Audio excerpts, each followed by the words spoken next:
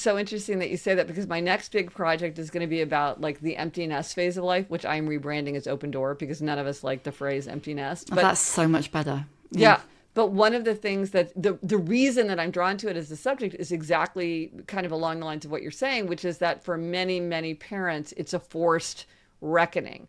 Things that have been hidden become revealed, and things that have been able to be submerged have come to the surface.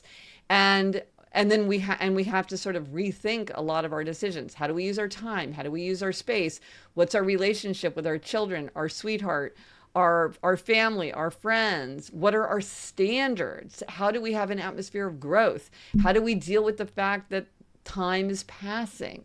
All these things have to be faced. Because exactly what you're saying, like the busyness of life, and particularly all of the things about family life, are very good at being distractions from having to really confront difficult truths or make hard choices. And so to me, it's like this is a really powerful moment in adulthood where you can really, if you can do it mindfully, you could really set yourself up. Well, first of all, you could prepare for it, because many people dread this stage, but they dread it, but they're not preparing for it, right? It's like, don't just dread it, set yourself up so that you're in a better place when it happens. Or they haven't prepared for it at all, and they're like, oh my gosh, like what's happening now?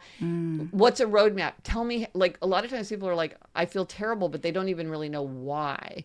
And it's been so interesting for me to understand, like, why might people be experiencing what they're experiencing? Just sometimes having clarity in what you're thinking and feeling is itself helpful, just to have a clearer sense of what's going on in your own head.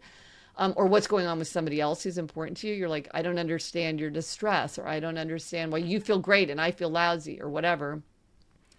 But it is this idea that sometimes we push off until we just are forced to reckon.